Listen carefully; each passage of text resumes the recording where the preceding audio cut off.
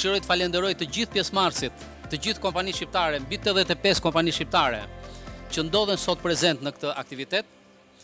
Ky është një aktivitet që universiteti organizon prej vitesh dhe në këndvështrimin ton është pa diskutim aktiviteti më i rëndësishëm, sepse puna e një universiteti nuk është thjesht mësimdhënia, nuk është thjesht pajisja e studentit me dije dhe me një diplomë, por është materializimi i vërtet i punës tonë, është kur kjo diplomë fillon të marrë vlerën e duhur nga tregu i punës. Kur ekonomia saturohet, ngopet pak, i vetmi burim për të rritur si ekonomi dhe si biznes është përmes inovacioni, dhe inovacioni nënkupton fuqinë punëtorë të kualifikuar, nënkupton punëtorë me aftësitë dhe me dijet që kërkon sot teknologjia dhe zhvillimi i shoqërisë.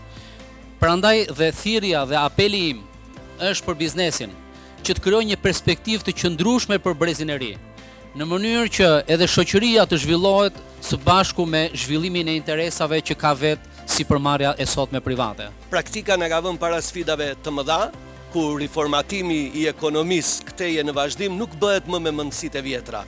Nuk ndërtojmë dot, nuk bëjmë dot industrializim siç kemi bërë deri tani, por bëhet një industrializim me mendësitë e reja që teknologjia është baza. Pra çdo gjë sot kudo që flitet thuhet digitalizim, teknologji, avancim, heqje punës së dorës, është më shumë mendësi dhe ide të reja. Në këtë aspekt, i uroj edhe universitetit përgatitje sa më mirë, drejt së ardhmes të gjithë brezave që kanë në përbanga sot, në për auditore, por dhe atyre që do regjistroni vitet e ardhshme, sepse është shumë e rëndësishme që kjo bazë të jetë e shëndosh. Edicioni 15 i panajirit të punës, ish panajiri i punës, tani panajiri i karrierës, që flet në fakt për ato që është partneriteti vazhdueshëm i institucionit tonë, Universitetit Evropian të Tiranës, me shumë aktorë që punësojnë studentët tanë. Është aktivitet për studentët.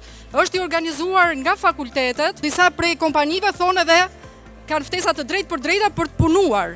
Kështu që është momenti dhe për të aplikuar, për të paraqitur CV-t tuaja, arritjet tuaja, aftësitë tuaja, dhe pse jo të filloni të zini një pozicion në internshipe, në praktika, apo edhe punë të rregullt që në aulat universitare.